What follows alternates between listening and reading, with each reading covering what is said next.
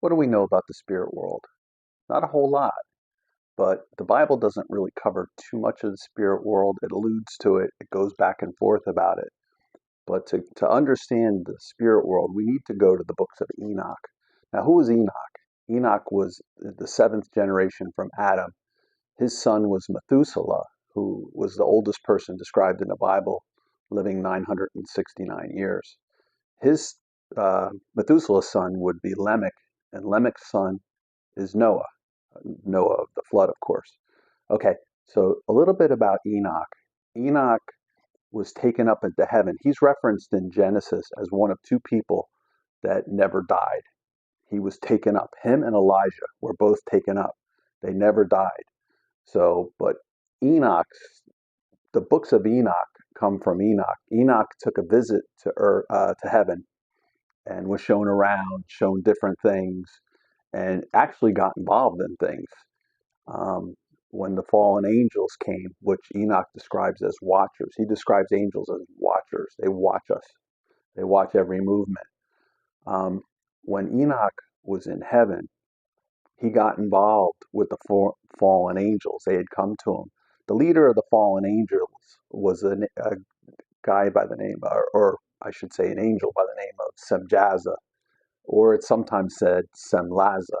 I'm not sure which is the correct pronunciation or saying of it. I'm just going by Enoch's translations.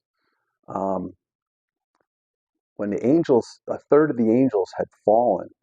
Now, angels are immortal beings. They live forever, sort of like we will at the end time. We'll be transformed into not an angel, but an angel kind of being. Um, so now let's get into the fallen angels. When a third of the angels fell and they took earth women to be wives, what happened here was they created offsprings, which were known as the giants, because they produced giant people. So what you have is a hybrid between an immortal person and an immortal being and a mortal person. So their souls aren't quite like ours. So what happens, according to the books of Enoch, what happens is when they died, they, not like our soul, which goes into a resting state waiting for the end and the resurrection. They're still sort of immortal, but they're tied to the earth, and they're called. This is the term they use. Is it's a familiar spirit, which is disembodied spirit. Um, but they're familiar because they're angels and they all have this information. There's good news about the fallen angels, though. They're they weren't told, as Enoch describes, they're not to be. They don't have all the knowledge of the universe.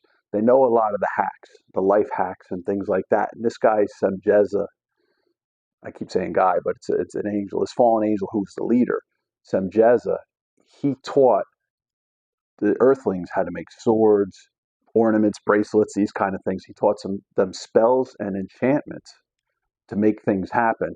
So this is a lot of these things where you see these spirit, these spirit TV shows and stuff, and they always have a book.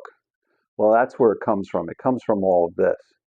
Now, Samjaza has been put into the pit because they asked, so the Semjaza and the fallen angels asked Enoch, said, "Hey, can we can you go to God and make an intercession for us to see if He can forgive us, if we can come back?"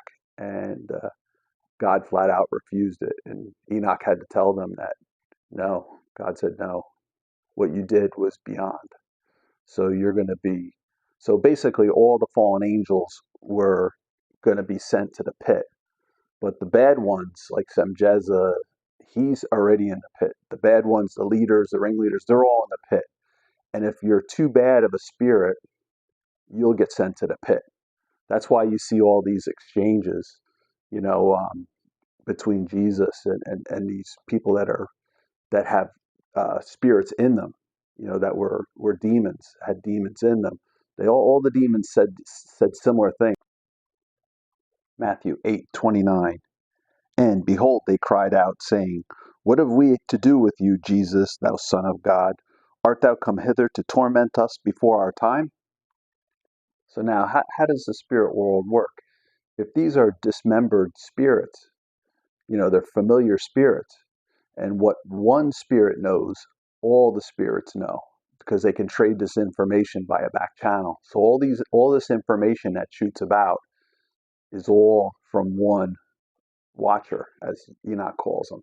So what these watchers do is they're on the other side of the veil, and they watch us continuously.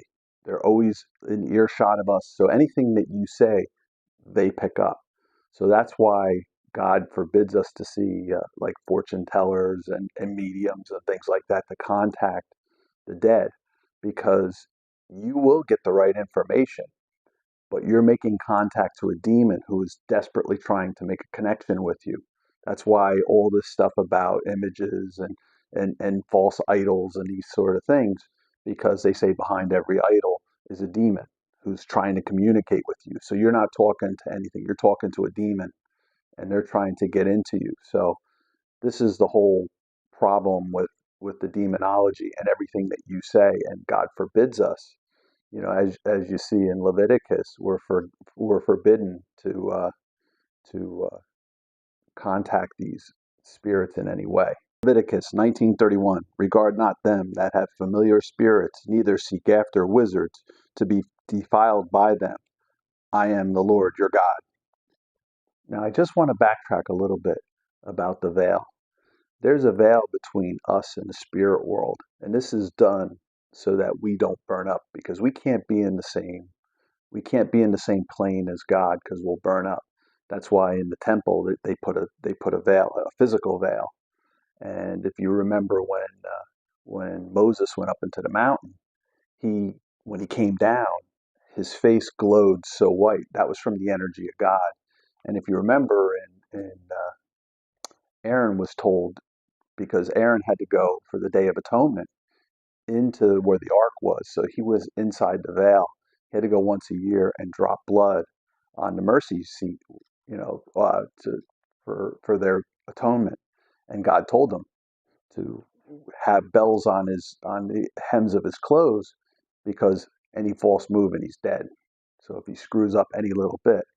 So we have a veil between us. That's why when Jesus died, the veil was ripped in the temple and all that. And sometimes I think we read these things. To me, these are interpretations of the veil being opened. Like when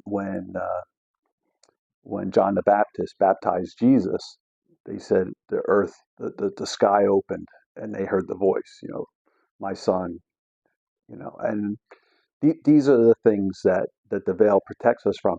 I even think I'm going to do a video on Adam and Eve too, but I think Adam and Eve were on the other side of the veil in the beginning.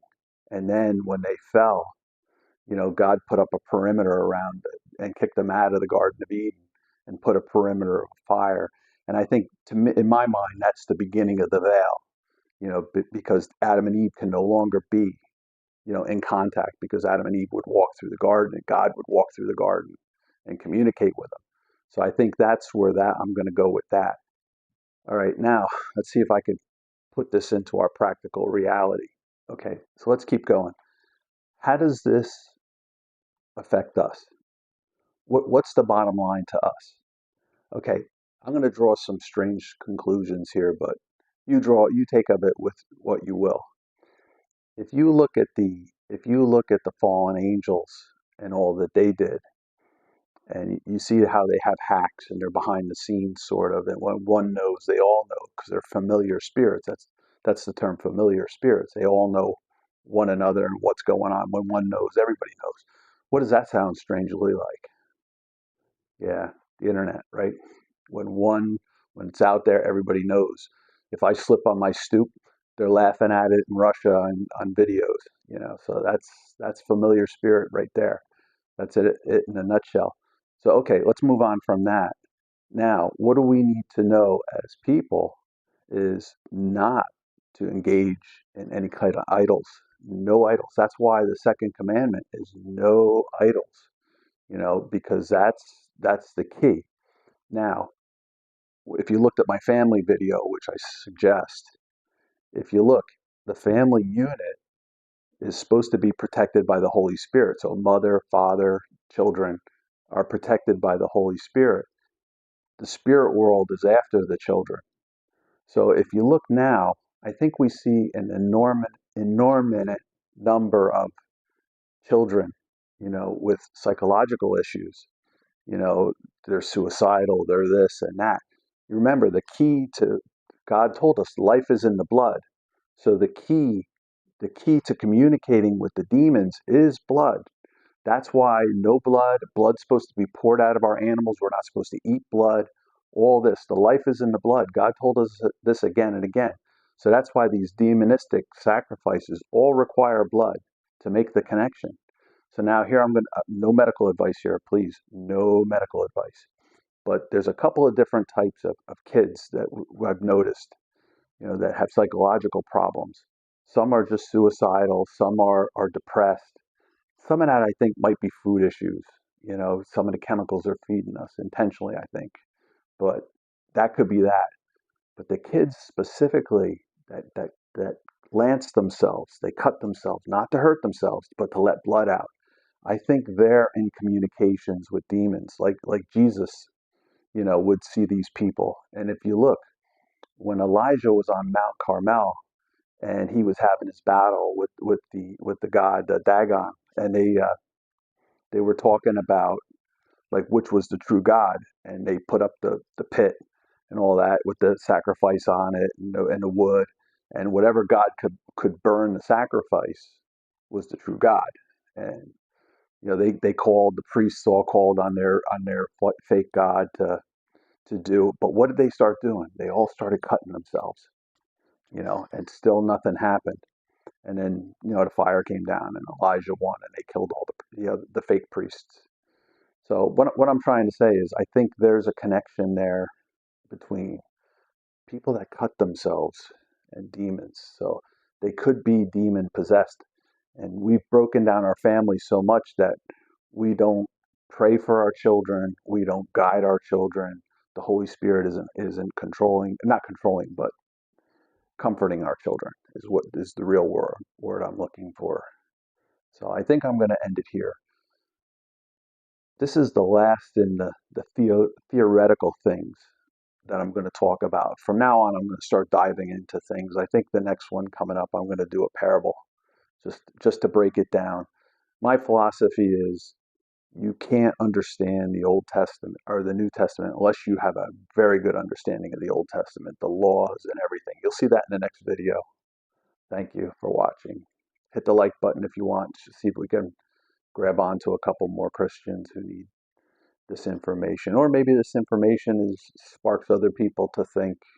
I'm not saying I have everything right, but maybe it'll spark the right people to make the right decisions and things like that. All this I spent a lot of time thinking about, praying about. So I just throw it out there for you.